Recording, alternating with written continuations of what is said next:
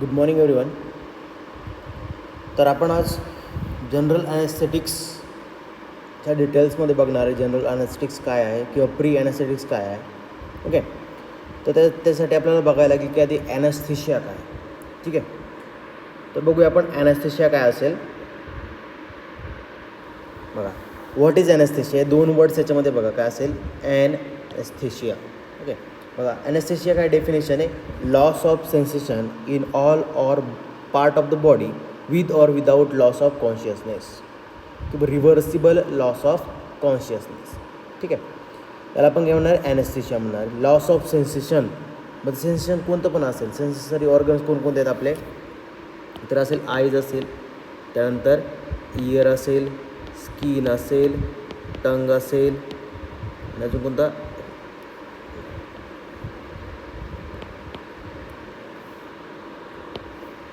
I असेल, skin असेल, year असेल, टंग असेल, नोज असेल.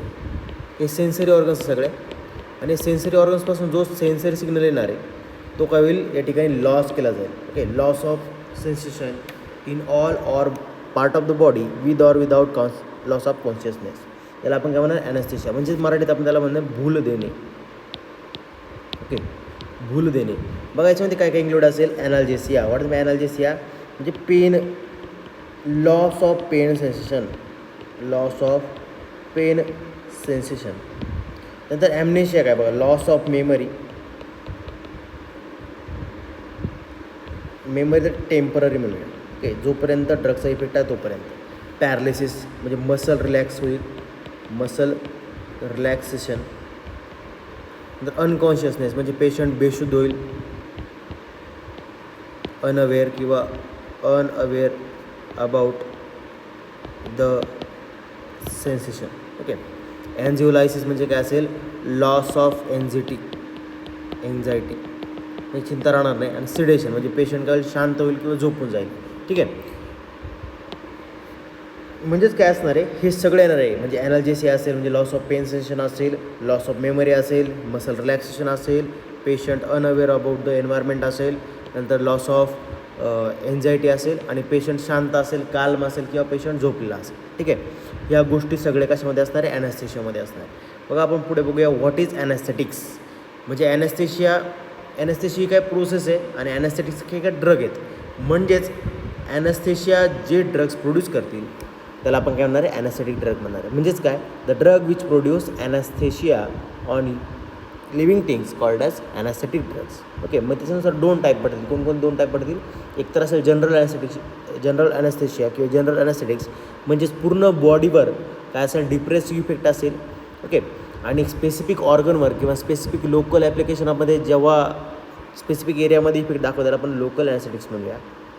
बघा डेफिनेशन काय, a drug that when given significantly decrease the human response to pain and other any stimuli. म्हणजे सेन्सेशन असेल जे कोणतं असेल ते सेन्सेशनच्या विरुद्ध आपल्याला ॲक्टिव्हिटी देणार नाही. ओके, सिग्निफिकंट रिस्पॉन्स प्रोड्यूस करणार नाही, आणि तो ब्लॉक केला जाईल त्या इफेक्टर ऑर्गनपासून, सेन्सरी ऑर्गनपासून ब्रेनकडे येणारा सिग्नल ब्लॉक केला जाईल, त्याला आपण ॲनेस्थेटिक ड्रग म्हणणार आहे. ओके, याच्यामध्ये बघा कोणकोणती इफेक्ट देणार आहे तो, तर ॲनाल्जेसिक इफेक्ट देईल, पॅरालाइज म्हणजे मसल रिलॅक्सेशन इफेक्ट देईल, एन्झिओलायटिक म्हणजे अँटी एन्झायटी किंवा आपण त्याला लॉस ऑफ एन्झायटी म्हणूया, सिडेशन ॲक्शन. म्हणजेच काय, त्या ठिकाणी पेशंट काल्म होईल. ठीक आहे, त्यानंतर बघा दोन टाईप्स पडलेत. आपण आधीही बघितलं की जनरल ॲनेस्थेटिक्स असणार आहे, दुसरं असं लोकल ॲनेस्थेटिक्स. बघा जनरल ॲनेस्थेटिक्स काय, general anaesthetics are medications that induce a reversible state of unconsciousness, complete pain relief and amnesia during the surgical or other medical procedures. म्हणजेच काय असेल, जनरल ॲनेस्थेटिक्स म्हणजे पूर्ण होल बॉडी इफेक्ट असणार आहे. Okay, काय असणार आहे, होल बॉडी इफेक्ट देणार आहे. कोणतं देणार आहे, reversible loss of consciousness. Reversible loss of consciousness म्हणजे पर्सन काय होईल, बेशुद्ध होऊन जाईल. अँड कम्प्लीट पेन रिलीफ म्हणजे जो पेन असेल, बॉडीमध्ये होणारा पेन असेल तर काय होईल, तो गायब होईल. पेन कसं गायब होणार आहे, म्हणजे फॉर एक्झाम्पल मला या ठिकाणी हाताला काहीतरी लागलेलं आहे. ओके, हाताला काहीतरी लागलं आहे, त्यानंतर हा सिग्नल जो जातो आहे, ओके, हा जो सिग्नल असणार आहे,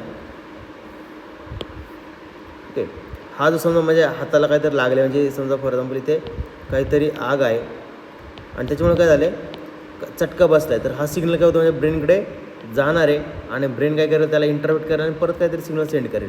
पण हा जो सिग्नल जाईल त्याला काय केलं जाईल या ठिकाणी एका ड्रगमुळे काय केलं जाईल, ब्लॉक केलं जाईल, जेणेकरून सिग्नल जाणार नाही आणि पेन सेन्सेशन झालं आहे की नाही ते आपल्या ब्रेनला कळणार आहे.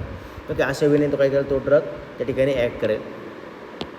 ओके, बघा ॲम्नेशिया, मेमरी लॉस, म्हणजे जी मेमरी असेल, म्हणजे फॉर एक्झाम्पल तुम्ही सर्जिकल प्रोसिजर करताय, तुमच्याबरोबर काय झालं आहे किंवा सर्जरी कशी झाली तुम्ही विसरून जाणार, किंवा जेपर्यंत ड्रग तुमच्या बॉडीमध्ये बाइंड केलेला आहे किंवा इफेक्ट दाखवतो आहे त्या पिरियडमध्ये तुम्हाला काही आठवणार नाही काय झालं आपल्या बॉडीमध्ये. ठीक आहे, during surgical procedure or other medical procedure, म्हणजे सर्जरी करायची असेल किंवा अदर मेडिकल प्रोसिजर असेल, फॉर एक्झाम्पल पार्च्युरेशन असेल, अशा वेळेस पण काही वेळेस जनरल ॲनेस्थेटिक त्या ठिकाणी दिलं जाईल. ओके, ट्रान्सप्लांट असतील, ओके, सगळं एखादा ऑर्गन ट्रान्सप्लांट असेल, अशा वेळेस काय त्या ठिकाणी जनरल ॲनेस्थेटिक ड्रग दिला जाईल. आता लोकल ॲनेस्थेटिक्स बघा, जनरल म्हणजे काय पूर्ण होल बॉडी आपण बघितलं. आता लोकल ॲनेस्थेटिक्स म्हणजे काय असणार आहे, एक specific site of the body, specific site, organ or tissue, या ठिकाणी काय तुमचा ड्रग दिला जाईल आणि त्या स्पेसिफिक टिश्यूला, ज्या ठिकाणी ड्रग आपण दिला आहे त्या ठिकाणी टिश्यूला किंवा ऑर्गनला किंवा स्पेसिफिक साईटला काय त्या ठिकाणी नमनेस येईल किंवा त्या ठिकाणी कोणताही रिस्पॉन्स तुमच्या ब्रेनकडे सेंड केला जाणार नाही. ओके, बघा local anaesthetics on the other hand numb a specific area of the body to block pain signals from the reaching the brain. म्हणजे पेन सेन्सेशन, फॉर एक्झाम्पल हे टीथ आहेत, समजा या ठिकाणी आपण काय करायचं आहे, हा टीथ एक्सट्रॅक्शन करायचं आहे, हा टीथ आपल्याला काढायचा आहे किंवा काहीतरी साफ करायचं फॉर एक्झाम्पल, तर पेन तर होणार आहे. मग आपण काय करणार, ह्या जी हिरडे असतील, गम्स असतील, त्या ठिकाणी काय आपण लोकल ॲनेस्थेटिक ड्रग देणार, जेणेकरून इथला जो सिग्नल आहे तो तुमच्या ब्रेनकडे ट्रान्सफर केला जाणार नाही. आणि ब्रेनकडे ट्रान्सफर केला जाईल म्हणजेच काय, त्या ठिकाणी कोणत्याही प्रकारचे ॲक्शन, त्या ठिकाणी रिस्पॉन्ड रिव्हर्स येणार नाही. ओके, म्हणजे मोटर इम्पल्स त्या ठिकाणी तयार होणार नाही आणि ॲक्शन प्रोड्यूस होणार नाही. बघा, this allows doctor to perform procedure on a localize area while you remain awake and alert. ह्या कंडिशनमध्ये आपण पेशंट जो असेल तो काय राहणार आहे, अवेक राहणार, म्हणजे जागा राहणार आहे. ओके, आणि जे काय चालू आहे प्रोसिजर ती स्वतः बघणार आहे. ओके, अलर्ट पण असणार आहे. Local anaesthetics are often use for the minor surgery such as mole removal of stitches or dental procedure. Mole removal म्हणजे फॉर एक्झाम्पल एखादा मूस काढायचा आहे किंवा एखादं टाके काढायचे आहेत किंवा डेंटल प्रोसिजर करायचे, अशा वेळेस काय करा, आपण लोकल ॲनेस्थेटिक ड्रग त्या ठिकाणी देऊया. नंतर आपण बघूया हे जनरल ॲनेस्थेटिक ड्रग्ज आहेत ते जनरल ॲनेस्थेटिक इफेक्ट कसा प्रोड्यूस करतात. त्यासाठी आपल्याला ही रेटिक्युलर ॲक्टिव्हेटिंग सिस्टीम या ठिकाणी बघावी लागेल. बघा, रेटिक्युलर ॲक्टिव्हेटिंग सिस्टीम याचा रोल काय, तर रेटिक्युलर ॲक्टिव्हिटी सिस्टीम जी असेल तुमच्या ब्रेनमध्ये हायपोथॅलॅमसमध्ये प्रेझेंट आहे आणि ती कशासाठी इम्पॉर्टंट आहे बघा, alertness and consciousness, attention and focus, sleep wake cycle, motor control आणि पेन परसेप्शन्स. ओके, म्हणजे इम्पॉर्टंट आहेत, जे आपल्याला बंद करायचे आहेत, कमी करायचे आहेत, ते त्या ठिकाणी काय ती ॲक्शन दाखवणारी सिस्टीम कोणती, तुमची रेटिक्युलर ॲक्टिव्हेटिंग सिस्टीम. म्हणजेच आपला ड्रग काय करणार, जनरल ॲनेस्थेटिक ड्रग या रेटिक्युलर ॲक्टिव्हेटिंग सिस्टीमला ब्लॉक करणारे किंवा जी काही ॲक्शन आहे किंवा जी काही ॲक्टिव्हिटी आहे ती ठिकाणी ब्लॉक केली जाईल रास सिस्टीमवर ॲक्ट करून. आपण बघूया पुढे काय असेल बघा. Alertness and consciousness. अलर्टनेस म्हणजे काय आहे, एखादा रिस्पॉन्ड आला, एखादा स्टिम्युलस आला, त्याला आपण काय आपली बॉडी रिस्पॉन्ड करणार आहे. फॉर एक्झाम्पल एक पिन टोचली तर आपण काय करा, हात माग घेईल किंवा चटका वाजला हात माग घेऊया. ओके, हे काय अलर्टनेस आहे, म्हणजे एक सिग्नल आला तर त्याला आपण रिस्पॉन्ड करणार. कॉन्शियसनेस म्हणजे जागा असणार. ओके, बघा, द रास acts as a filter for the sensory information. It receives constant stream of sensory data from your eyes, year, touch receptor and other census. जे अदर सेन्सरी ऑर्गन, सगळ्या sensory organ पण काढून काय होते, ते signal receive केले जातील, interpret केले जातील आणि त्याच्या अकॉर्डिंग आपली बॉडी काय करेल, रिस्पॉन्ड करेल. ओके, त्यानंतर attention and focus. The RAS plays and vital role in directing your attention. आपलं लक्ष कुठेतरी असणं किंवा त्याच्याकडे फोकस करणं हे पण त्या रास सिस्टीमवर आहे, त्या ठिकाणी काय ते रेग्युलेट केलं जाईल. त्यानंतर स्लीप वेक सायकल. द रास इज की player of regulating your sleep wake cycle, म्हणजे क्रोनोबायोटिक्स आहे किंवा आपलं सर्केडियन रिदम असेल. वॉट सर्केडियन रिदम आपल्या बॉडीमध्ये बायोलॉजिकल क्लॉक आहे, त्याच्यातून तुमची स्लीप आणि अवेक सायकल त्या ठिकाणी रेग्युलेट केली जाईल. म्हणजे तुम्ही झोपणार किती वाजता, जागे किती वाजता होणार आहे ते आपल्याला रेग्युलेट केलं जाईल. ते पण तुमच्या रास सिस्टीम थ्रूच रेग्युलेट केलं जाईल. बघा, motor control. The RAS also plays a role in motor control. It sends signal from the brain down to the spinal cord influencing muscle tone, posture and coordination. म्हणजे पूर्ण बॉडीची जी मसल रिलॅक्शन असेल, muscle contraction असेल, किंवा body posture maintain करायचं असेल, किंवा muscle tone maintain करायचं, किंवा कोऑर्डिनेशन बिटवीन 2 ऑर्गन्स असेल, हे सगळं कंट्रोल कोण करते? रास करतो. आणि आपल्याला काय पाहिजे? मसल रिलॅक्सेशन ॲक्शन दाखवली पाहिजे, म्हणून आपण रासला ठिकाणी करेल बंद करून टाकूया. पेन परसेप्शन म्हणजे आपल्या बॉडीमध्ये एखादा पेन झाला तर तो सिग्नल रिसीव्ह करणं ब्रेनला, आणि according to pain, degree of pain, त्या ठिकाणी आपली बॉडी रिॲक्ट करणार.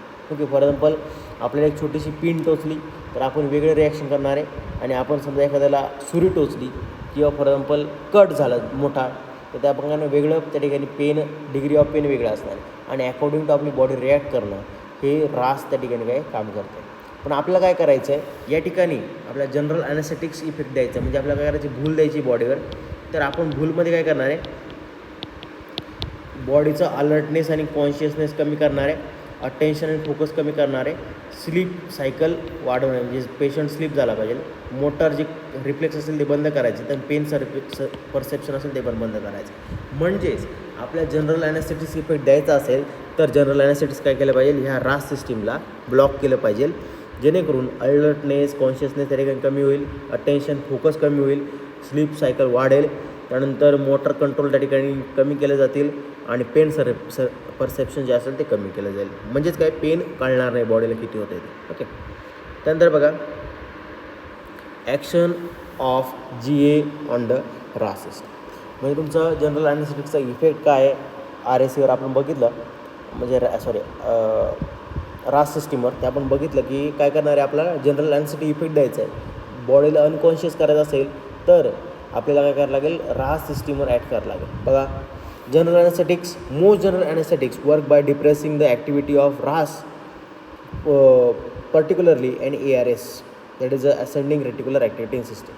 ओके, म्हणजे जी काही सिस्टीम आहे जे तुमची अप्पर एक्स्ट्रीमिटीज लोअर एक्स्ट्रीमिटीजला मोर इफेक्ट करते, अशा वेळेस काय करावं लागेल? अशा गोष्टीमध्ये आपण काय करणार आहे? त्या सिस्टीमला आपण काय करूया? अफेक्ट करूया, आणि जी सिस्टीम जी RAC असेल त्या ठिकाणी काय केलं? डिप्रेस केलं, तर काय होईल? त्या ठिकाणी तुमचं जे पेशंट कॉन्शियस आहे ते अनकॉन्शियस होऊन जाईल. ठीक आहे, त्यानंतर बघा this disturb the flow of sensory information and reduce communication between the brain and the body leading to unconsciousness. म्हणजेच तुमची जी बॉडी असेल, जे कम्युनिकेशन आहे ब्रेनचं, सेन्सरी ऑर्गनचं, ते सेन्सरी ऑर्गनचं जे कम्युनिकेशन असेल तुमच्या ब्रेनकडे ते कमी केलं जाईल, आणि बॉडी काय होईल? अनकॉन्शियस होईल किंवा अनरिस्पॉन्सिव्ह होईल. ओके, अनकॉन्शियस किंवा अनरिस्पॉन्सिव्ह म्हणजे आपल्या बॉडीकडे कोणत्या प्रकारचा सिग्नल आला नाही तर आपली बॉडी काय करणार? त्या ठिकाणी रिस्पॉन्स देणार, आणि त्याला आपण अनरिस्पॉन्सिव्ह म्हणूया. डेप्थ ऑफ ॲनेस्थेशिया म्हणजे आपण किती डोस त्या ठिकाणी देतो आहे, किंवा ते कोणत्या प्लेनमध्ये तो ॲनेस्थेटिक ड्रग आपल्या बॉडीला ट्रान्सफर करतो आहे, त्यानुसार काय करणार? त्या ठिकाणी रासची ॲक्टिव्हिटी असणार आहे. बघा, the depth of anaesthesia is often link to the level of RAS suppression, म्हणजे आपण किती प्रमाणात रेटिक्युलर ॲक्टिव्हिटी सिस्टीमला त्या ठिकाणी डिप्रेस करतो आहे, सप्रेस करतो आहे, त्यानुसार काय आपल्या बॉडीवर इफेक्ट वेगळे दिसणार आहेत. आपण बघूया पुढे stage of anaesthesia according to level of RAS suppression. ठीक आहे, lighter stages might show the RAS activity resulting agitation or responsiveness to the stimulus. म्हणजेच आपल्या बॉडीमध्ये थोडंसं कमी जनरल ॲनेस्थेटिक ड्रग असेल, ओके, किंवा त्यांनी कमी कॉन्सन्ट्रेशन अचीव केलं असेल तर आपल्या बॉडीला काय होईल? ॲजिटेशन म्हणजे चक्कर आल्यासारखं होईल. ओके, किंवा 2 माणसं दिसायला लागतील. ओके, किंवा रिस्पॉन्सिव्हनेस जो जसा आहे तसा असणार. ओके, जो रिस्पॉन्सिव्हनेस असणार आहे बॉडीला तसा असणार. पण कधी? जेव्हा लायटर स्टेज म्हणजे RACला RASला कमी प्रमाणात त्या ठिकाणी सप्रेस केलं असेल. पण आपण जास्त डोस दिला त्या पर्सनला तर RAS काय होईल? जास्त प्रमाणात सप्रेस केलं जाईल, आणि deeper stages involve the more significant depression of the RAS leading to complete unconsciousness. Patient काय होईल? पूर्ण अनकॉन्शियस होऊन जाईल. ओके, पूर्ण काय होईल? अनकॉन्शियस. मग आपण बघूया पुढे स्टेजेस ऑफ ॲनेस्थेशिया काय असणार आहे. बघा, स्टेजेस ऑफ ॲनेस्थेशिया त्याच्यामध्ये 4 स्टेजेस बघा. पहिला असेल stage of analgesia. What is my analgesia? Pain relief from the pain. जो पेन असेल त्याच्यापासून काय रिलीफ होईल. तर पेशंट इज कॉन्शियस म्हणजे पेशंट काय जागा आहे, बट ड्राउझी म्हणजे थोडासा मरगळ आल्यासारखं होईल, किंवा डोळ्यावर झापड आल्यासारखं वाटेल. Sense of the touch are present while sense of hearing is enhance. म्हणजे काय, जो टचचा सेन्स आहे तो पण प्रेझेंट असेल, आणि जो हिअरिंगचा सेन्स असेल तो काय असेल? जास्त झालेला असेल, वाढलेला असेल. ओके, म्हणजे जे छोटे आवाज ते काय मोठे यायला सुरुवात होईल. आता stages of delirium. The stages of delirium काय? ही जी स्टेज आहे ही भरपूर आत्ता आधीच्या काळात जे ॲनेस्थेशिया होते त्याने काय व्हायचं, ही स्टेज अचीव केली जायची. पण आत्ताच्या काळामध्ये काय केलं आहे, ही स्टेज काढून टाकली आहे किंवा डिरेक्ट तुमचा ड्रग या स्टेजमधून डिरेक्ट तुमच्या ह्या स्टेजमध्ये ट्रान्सफर केला जाईल. ही स्टेज त्या ठिकाणी दिसणार नाही. ओके, तरी पण बघू घेऊया. बघा, stages of delirium. Patient loses consciousness, म्हणजे पेशंट बेशुद्ध होऊन जाईल. Sympathetic activity is increase. But sympathetic activity म्हणजे काय रिलेटेड, तुमच्या ॲड्रेनलिनच्या रिलेटेड. आणि ॲड्रेनलिनमध्ये काय होतं, हार्ट रेट वाढतो आहे, ब्लड प्रेशर वाढेल, त्यानंतर डी फॉर डायलेट होईल, मसल टोन इन्क्रीज होईल, ब्रिदिंग इरेग्युलर होईल. या सगळ्या गोष्टी कशा रिलेटेड, तुमच्या ॲड्रेनच्या रिलेटेड आहे. म्हणजे काय होईल, ब्लड प्रेशर सगळं काय होईल त्या ठिकाणी वाढलं असेल, हार्ट रेट वाढलं असेल, फोर्स ऑफ कॉन्ट्रॅक्शन वाढेल, डायलेशन होईल. म्हणजे काय होईल, मायड्रेसिस होईल, त्यानंतर मसल टोन इन्क्रीज होईल. ओके, म्हणजे बॉडीमध्ये काय होईल, हायपर ॲक्टिव्हिटी व्हायला सुरू होईल. म्हणजे बॉडी स्ट्रेच होईल किंवा युरिनेशन करेल पर्सन. ठीक आहे, भरपूर साऱ्या शाऊट करेल. या सगळ्या गोष्टी डिलिरियममध्ये होणार आहेत. म्हणून या गोष्टी अवॉइड करण्यासाठी काय, आपला हार्ट ड्रग डिरेक्ट पहिल्या स्टेजमधून दुसऱ्या स्टेजमध्ये ट्रान्सफर करायला. Stage of surgical anaesthesia which is a very important stage. याच्यामध्ये सगळ्या ज्या सर्जिकल प्रोसिजर असेल त्या कॅरिड आउट केल्या जातील. बघा, respiration becomes regular, muscle relax, reflex actions are gradually lost, intercostal muscles are paralysed. सगळ्या मसल काय होत्या रिलॅक्स झालेल्या आहेत. इंटरकोस्टल मसल म्हणजे कोणत्या, तुमच्या कोणत्या थोरॅसिक केजमधल्या इंटरकोस्टल मसल जे आहेत ते पण काय होतील, पॅरलाइज होतील. म्हणजे काय होईल, शॅलो ब्रिदिंग यायला सुरू होईल. शॅलो ब्रिदिंग म्हणजे शॅलो पर्सन वरच्यावर श्वास घ्यायला सुरू होईल, म्हणजे छोटा श्वास घ्यायला सुरू होईल. Okay, due to paralysis of intercostal muscle. याच्यामध्ये प्लेन फर्स्ट, प्लेस सेकंड आणि प्लेन थर्ड आहे, फोर्थ आहेत. बघा, हे 4 फेजेस आहेत. त्याच्यामध्ये काय असेल, या प्लेनमध्ये काय होईल, ड्युरिंग दिस प्लेन, या पहिल्या प्लेनमध्ये बघा, during this plane there are revolving movement of the eyeballs which while attaining plane 3 get fixed. Respiration and skeletal muscle tone are normal. जे रेस्पिरेशन रेट असेल म्हणजे 15 ते 20 तो नॉर्मल असणार आहे. आणि मसल काय होईल, मसल टोन पण काय होईल, नॉर्मल होईल. म्हणजे या ठिकाणी मसल टोन इन्क्रीज झाली, ती नॉर्मल लेवलला येऊन जाईल.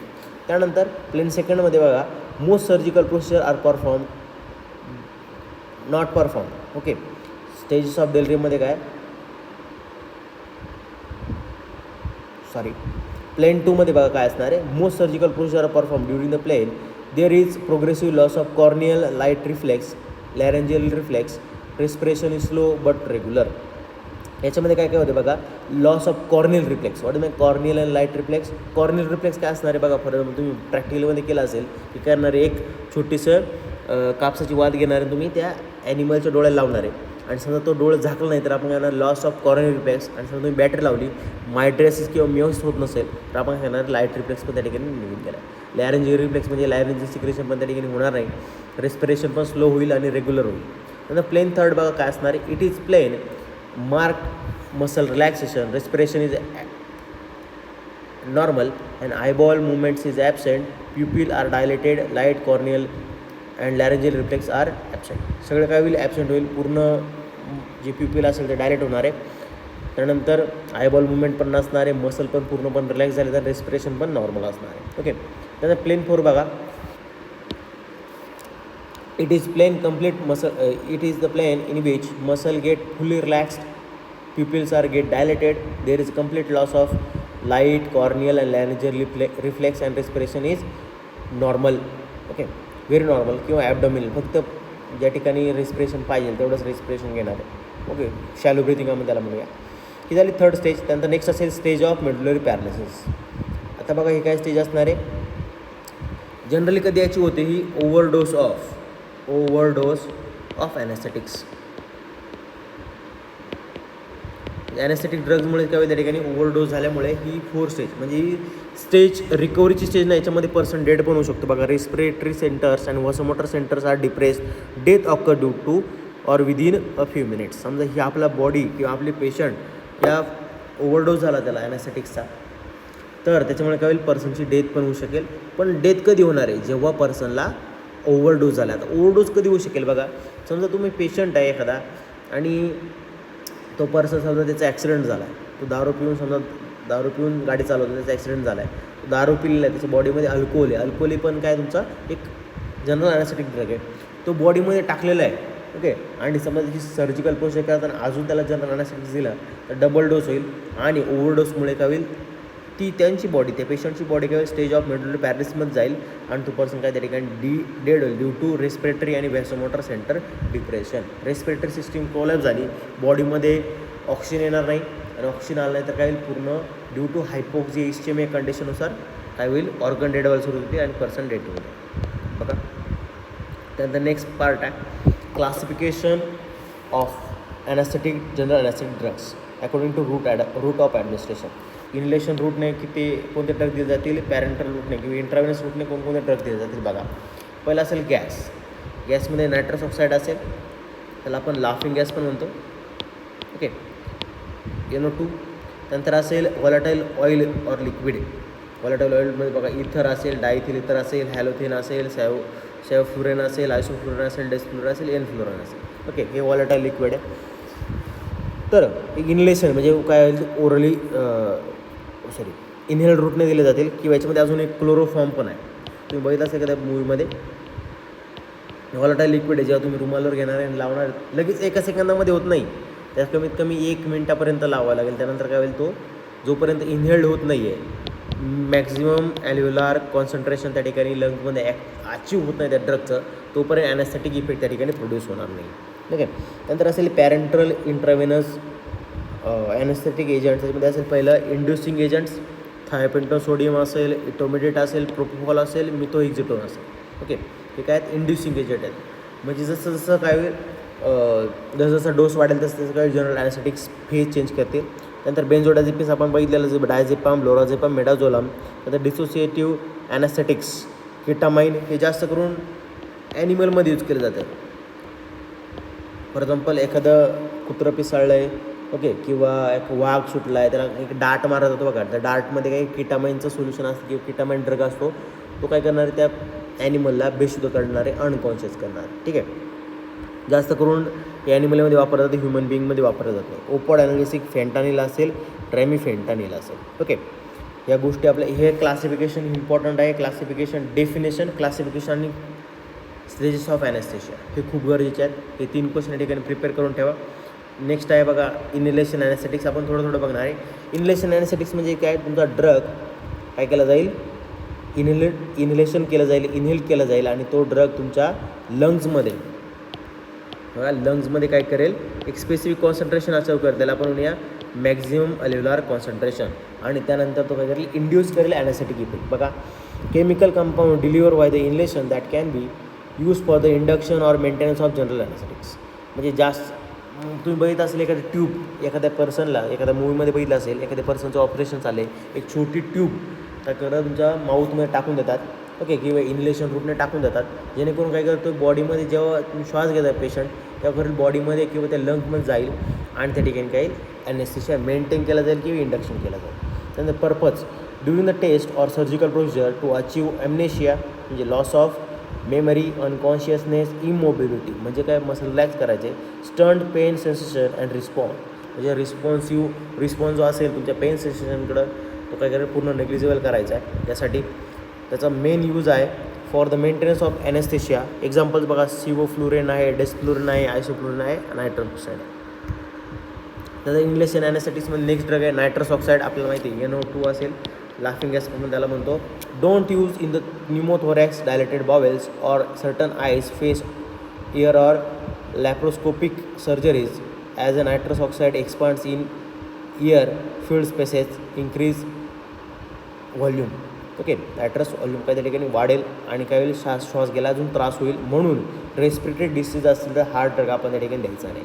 फन फॅक्ट्स बघा काय it is also called laughing gas and has ॲनाल्जेसिक property म्हणजे काय होईल पेन किलिंग पण ॲक्शन त्या ठिकाणी असणार आहे. ॲडवर्स इफेक्ट बघा nitrous oxide is supplementary anaesthetic agent can cause hypoxia and cardiac regulatory during the anaesthesia. What is hypoxia आपल्याला माहिती आहे हायपोमन्स काय असणार कमी, ऑक्झिया म्हणजे काय ऑक्सिजन आपल्या ब्लडमध्ये काय होईल ऑक्सिजन त्या ठिकाणी कमी होईल कारण का NO2 टाकला तर काय होईल तो ब्लड तुमच्या लंग्समध्ये जड असल्यामुळे काय होईल खालची जी स्पेस असेल ही काय करेल ऑक्युपाय करून ठेवेल आणि ऑक्युपाय केल्यामुळे काय होईल कमीत कमी ऑक्सिजन आपल्या बॉडीमध्ये येईल आणि तोच ऑक्सिजन काही ॲल्व्ह्युलर थ्रू ट्रान्सफर केला जाईल. मग काय झालं ऑक्सिजनची लेवल कमी झाली due to presence of nitrous oxide त्याच्यामुळे काय हायपोक्झिया कंडिशन त्या ठिकाणी प्रोड्यूस होईल. त्यानंतर बघा थेरॅप्युटिक effect nitrous oxide is commonly used along with the anesthetic agent for the tooth extraction, obstetrical analgesia and certain painful procedures. म्हणजे टूथ सर्जरी असेल किंवा एखादी ऑब्स्टेट्रिकल प्रॅक्टिस असेल, ओके, अशा कंडिशनमध्ये नायट्रस ऑक्साईड वापरूया. नंतर it is often use alongside other agent requiring pre anaesthetic medications and certain skeletal muscle reaction to ensure proper administration. म्हणजेच प्री अनेस्थेटिक मेडिकेशनमध्ये म्हणजे ॲनेस्थेशियाच्या आधी किंवा सर्जिकल प्रोसिजरच्या आधी पण आपण हा ड्रग दिला जाईल, जेणेकरून त्या ठिकाणी भरपूर साऱ्या गोष्टी होतील. आपण बघूया पुढे प्री अनेस्थेटिक मेडिकेशनमध्ये कॉन्ट्राइंडिकेशन, कोणकोणत्या पेशंटमध्ये आपण ड्रग घालायचा नाही. Air collection in pleural cavity, नंतर पेरिकार्डियल किंवा peritoneal spaces, intestinal obstruction, arterial air embolism किंवा COPD असेल किंवा एम्फायसेमा असेल, अशा गोष्टीमध्ये म्हणजेच काय कॅव्हिटीचा एखादा आजार असेल अशा गोष्टीमध्ये, फॉर एक्झाम्पल रेस्पिरेटरी सिस्टमचा पण आजार असेल तर आपण ड्रग देणार नाही. डोसेज बघा काय, nitrous oxide is mixed with 25 to 30% of oxygen for the analgesia and 50% of oxygen for the anaesthesia. Okay, काय करणार आहे, ॲनास्थेशिया किंवा ॲनाल्जेसियानुसार डोस त्या ठिकाणी बदलला जाईल. Oxygen is routinely added during the anaesthesia to protect against the hypoxia त्या ठिकाणी होऊ नये म्हणून प्रकारे ऑक्सिजन त्या ठिकाणी देणार आहे. It is also use to manage anaphylaxis reaction, myocardial infarction and acute asthma, अशा गोष्टीमध्ये आपण हा ड्रग यूज करूया. त्यानंतर नेक्स्ट सेवोफ्लुरिन हे काही विचारलं जात नाही, डेस्फ्लुरिन पण विचारलं जात नाही, आयसोफ्लुरिन पण विचारलं जात नाही. याच्यामध्ये विचारलं गेलं तर नायट्रस ऑक्साईड विचारलं जाईल. बघा नेक्स्ट आहे इंट्राव्हेनस ॲनेस्थेटिक्स, म्हणजे जे ड्रग्स आपण इंट्राव्हेनसली दिले जातील for the induction of anaesthesia और मेंटेनन्स ऑफ ॲनेस्थेशिया. बघा medication administered intravenously that can be use for the induction और maintenance of general anaesthesia. Purpose काय, हा ड्रग आपण बघितलं मग काय पर्पज काय, ॲनेस्थेशियाचा पर्पज सारखाच आहे. काय असेल, during the test or surgical procedure to achieve amnesia म्हणजे loss of memory or unconsciousness, immobility of the body and stern pain sensation and response. कोणत्या प्रकारचं रिस्पॉन्सला किंवा सेन्सेशनला आपली बॉडी रिस्पॉन्ड नाही केली पाहिजे, यासाठी आपण काय पर्पज आहे. नंतर एक्झाम्पल्स प्रोपोफॉल असेल, किटामाइन असेल की इडोटिमेट असेल, याच्यामधला प्रोपोफॉल ड्रग आणि थायोपेंडो सोडियम गरजेचं आहे, आपण ते बघूया. बघा थायोपेंडो सोडियमवर क्वेश्चन येतो, why thiopentone sodium is ultra short acting. Okay, तर त्याचा आन्सर आपण बघितलं आपण रिडिस्ट्रिब्युशनमध्ये पण बघितलं, आपण परत एकदा बघूया. बघा थायोपेंडो सोडियम इज पूर ॲनाल्जेसिक, it is an ultra short acting thiobarbiturates highly soluble in water yielding a very alkaline solution that must be prepared freshly before the injection.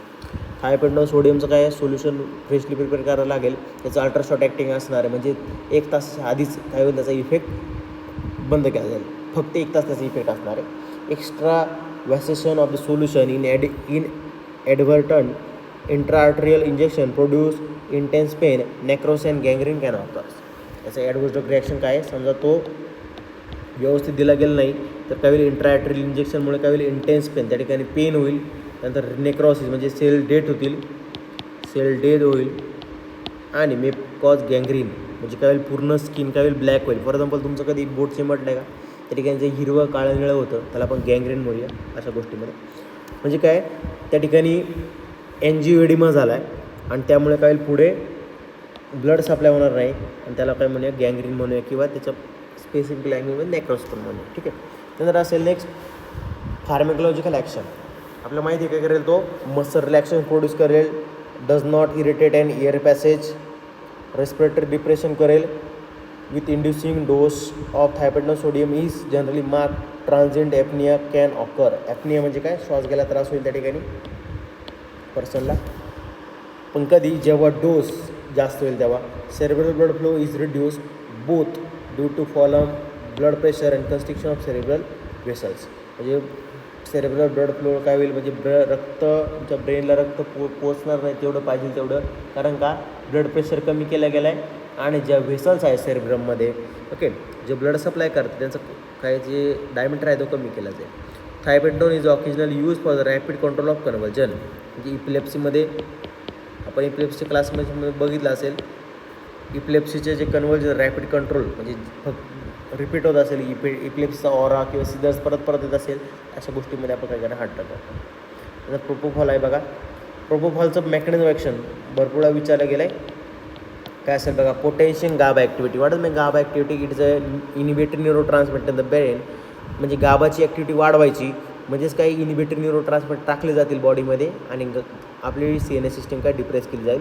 Possible activating at high concentration. At high concentration, propofol might directly activate GABA A receptor even in the absence of GABA, further contributing to the anesthetic effects. म्हणजे समजा गाबा secretion नाही आहे किंवा गाबा व्हेसिकल्समध्ये गाबा नाही आहे, मग त्याच्या instead काय करेल, हा ड्रग त्या ठिकाणी जाऊन बाइंड करेल गाबा ए रिसेप्टरला आणि काय करेल त्या ठिकाणी हायपरपोलरायझेशन करेल आणि बॉडीच्या सिस्टीमला CNS सिस्टीमला डिप्रेस करेल. युजेस बघा काय, इंडक्शन ऑफ ॲनेस्थेशिया, म्हणजे एनेस्थेशिया त्या ठिकाणी इंड्यूस करायचा असेल. मेंटेनन्स ऑफ ॲनेस्थेशिया, म्हणजे थ्रू आउट द प्रोसेस, समजा 6 तासची प्रोसेस चालू असेल आणि आपला ड्रग समजा 3 तास किंवा 3-4 तास आपला इफेक्ट देत असेल, पण जे स्टेजेस असतील सर्जिकल ॲनेस्थेशियामध्ये ते मेंटेन करण्यासाठी आपला ड्रग त्या ठिकाणी दिला जाईल. सिडेशन ॲक्शन पण त्या ठिकाणी प्रोड्यूस केली जाईल तुमच्या ॲनेस्थेटिक ड्रग्स. त्यानंतर नेक्स्ट असेल केटामाइन ड्रग. बघा केटामाइन पण ॲनिमलमध्ये विचारला गेला आहे, जीपॅटला विचारला गेला की केटामाइनचं, त्याच्यामुळे ते इन्क्लूड केलं आहे. बघा, it is a non competitive NMDA receptor antagonist. What is my NMDA receptor antagonist? N-methyl D-aspartate which is excitatory neurotransmitter. म्हणजे आपल्या बॉडीमध्ये एक्सायटेशन जे आहे, एक्सायटेशन बंद केलं तर आपली बॉडी काय करेल, इनिबिशन करेल, म्हणजे रिटार्डेशन करेल आणि त्या थ्रू काय करेल, आपली बॉडी डिप्रेस केली जाईल. बघा युजेस काय काय आहेत, पेन मॅनेजमेंट करण्यासाठी किंवा डिप्रेशन ट्रीटमेंट. डिप्रेस पेशंट आहेत अशा कंडिशनमध्ये, डिप्रेसिव्ह डिसऑर्डर्स असतील, म्हणजे अँझायटी असेल, त्यानंतर सायकिक डिसऑर्डर असतील, त्यानंतर मग भरपूर सारे क्लेप्टोमिनियासारखा आजार असेल किंवा भरपूर साऱ्या गोष्टी आहेत. Okay, multiple personality disorder, bipolar disorder, अशा गोष्टीमध्ये आपण केटामाइन वापरूया फॉर द ट्रीटमेंट. ओके, त्यानंतर नेक्स्ट टॉपिक असेल, याच्यावर पण भरपूर वेळा नोट विचारली गेली 4 मार्क्ससाठी. Pre anaesthetic medication. What is pre anaesthetic medication? Pre means काय, प्री म्हणजे आधी असणारे ॲनेस्थेशियाच्या आधी आपण ड्रग देणार किंवा सर्जरीच्या आधीच आपण हे ड्रग देणार आहेत. तर का देणार ते आपण बघूया. बघा, drugs are used before the anaesthesia to make it more pleasant and safe, specially when the patient conditions prevent direct administration due to apprehension or pre operative pains. म्हणजे समजा एखाद्या पेशंटला आधीच ऑपरेशनच्या आधीच भरपूर सारं दुखतं आहे किंवा ॲप्रिहेन्सेशन म्हणजे चिंता लागलेली आहे, अशा गोष्टीमध्ये आपण काय करणार, तो ड्रग देणार, जेणेकरून तो काय करेल, जे पेन आहे, प्री ऑपरेटिव्ह पेन आहे ते रिड्यूस केलं जाईल किंवा जी चिंता आहे ती काय कमी केली जाईल, म्हणजे एन्झिओलायटिक ॲक्शन दाखवेल किंवा अँटी एन्झायटी ॲक्शन दाखवेल. बघा, drugs are also use to counteract the undesirable effects of the anaesthetic agents and to ensure adequate muscle relaxation. बॉडीमध्ये त्या पेशंटला घेऊन जायचं आहे, तो पेशंट काय व्यवस्थित रिलॅक्स झाला पाहिजे मसल, जेणेकरून ऑपरेशन करताना जास्त काय होईल, मसलला डॅमेज होणार नाही म्हणून. Okay, pre anaesthetic medication prepare for the patient for the safer and better use of an anaesthetic agents may lack of certain intended properties. बघा काय काय असेल, आपल्या बॉडीमध्ये टाकण्याचं मेन एम काय, रिलीफ ऑफ एन्झायटी. जी काय चिंता आहे, फॉर एक्झाम्पल माझी सर्जरी आहे, मग मला नंतर मग सर्जरी व्यवस्थित होईल का, डॉक्टर मग व्यवस्थित आहेत का, डॉक्टर किती आहेत, काय ती सगळी चिंता लागणार आहे. ओके, त्यानंतर amnesia for the peri operative events. म्हणजे जे काय इव्हेंट्स, म्हणजे फॉर एक्झाम्पल त्यानंतर जे ऑपरेशन झालं आहे किंवा चाललेलं आहे त्याच्या गोष्टीमध्ये जी मेमरी आहे ती लॉस झाली पाहिजे, लक्षात नाही राहिलं पाहिजे. डिक्रीज सिक्रेशन आणि व्हॅगल स्टिम्युलेशन. बॉडीमध्ये सिक्रेशन, फॉर एक्झाम्पल माऊथची सर्जरी आहे किंवा माऊथ कॅन्सर आहे, माऊथ कॅन्सर रिमूव्ह करायचं आहे, पेशंट अनकॉन्शियस आहे, मग ते सिक्रेशन बंद केलं पाहिजे. नंतर अँटीइमेटिक इफेक्ट, म्हणजे जी इमेसिस आहे, फॉर एक्झाम्पल गॅस्ट्रोक्टॉमी करतो आहे आपण किंवा काहीतरी आजार आहे, अल्सर आहे तो रिमूव्ह करतो आहे किंवा गॅस्ट्रिक एखादा कॅन्सर आहे, अशा वेळेस आपण काय करणार, ते रिमूव्ह करताना आपण अँटीइमेटिक इफेक्ट देणार. Decrease acidity supplements energetic effect of anaesthetics and potentiate it so that less anaesthetic is needed. म्हणजे काय ॲनेस्थेटिक ड्रग्स आपण त्या ठिकाणी ॲनेस्थेटिक ड्रग देणं, जेणेकरून ड्रग आपल्याला कमी झाले. मग हे ड्रग्ज आहेत, स्क्रीनशॉट काढून घ्या वाटलं तर लागेल तुम्हाला लिहायला. प्री ॲनेस्थेटिक मेडिकेशन बघा काय काय, एन्झायटीसाठी आपण बेंझोडाझेपिन ड्रग वापरणार ॲज अ एन्झिओलायटिक ड्रग्स. त्यानंतर to prevent vagal bradycardia and decrease salivary secretion. Salivary secretion म्हणजे कोणते, अँटी सिक्रेटरी एजंट वापरूया. ॲट्रोपिन आपल्याला माहिती आहे, ग्लायकोपार्लेट असेल, अँटीकॉलर्जिक एजंट्स असेल ते. To relieve pre operative and post operative pain, opioid analgesic असेल, मॉर्फिन असेल, पेथिडिन असेल किंवा फेंटॅनिल असेल. त्यानंतर अँटीमेटिक ड्रग्ज असेल, मेटोक्लोप्रामाइड, डोमपेरिडोन असेल, वोमिटिंग होऊ नये म्हणून काय लोक करतील, ते एकतर डोपामाइनचे रिसेप्टर ब्लॉक करतील किंवा CTZ chemoreceptor trigger zone block केला जाईल, जेणेकरून इमेज होणार नाही. To prevent acid secretion and stress ulcer, एक रॅनिटिडीन आणि ओमेप्राझोल. रॅनिटिडीन काय करेल, तुमच्या हिस्टामाइन ब्लॉकर आहे आणि तो ओमेप्राझोल काय PPI इनिबिटर आहे, म्हणजे प्रोटॉन पंप इनिबिट केला जाईल आणि या ठिकाणी हिस्टामाइन रिलीज केलं जाईल आणि हिस्टामाइन रिलीज इनिबिट केलं जाईल, जेणेकरून किंवा रिलीज केलं तरी पण ते रिसेप्टरला बाइंड होणार नाही, ॲसिडिक सिक्रेशन होणार नाही. ओके, याच्या थ्रू काय केलं, ॲसिड सिक्रेशन बंद केलं जाईल. याच्यामध्ये क्वेश्चन्स खूप इम्पॉर्टंट बघ कोणकोणते असेल. एक तर डेफिनेशन ऑफ जनरल ॲनेस्थेशिया, त्यानंतर असेल स्टेजेस ऑफ जनरल ॲनेस्थेशिया, त्यानंतर असेल क्लासिफिकेशन, त्यानंतर असेल नायट्रस ऑक्साईडची फार्मेकॉलॉजी विचारत जाईल किंवा केटामाइन प्रोपोफॉलची फार्मेकॉलॉजी विचारत जाईल आणि प्री ॲनेस्थेटिक मेडिकेशनवर नोट विचारली जाईल. या गोष्टी खूप इम्पॉर्टंट आहेत, 4-5 ज्या आहेत त्या. ओके, त्या प्रिपेअर करून घ्या. थँक्यू.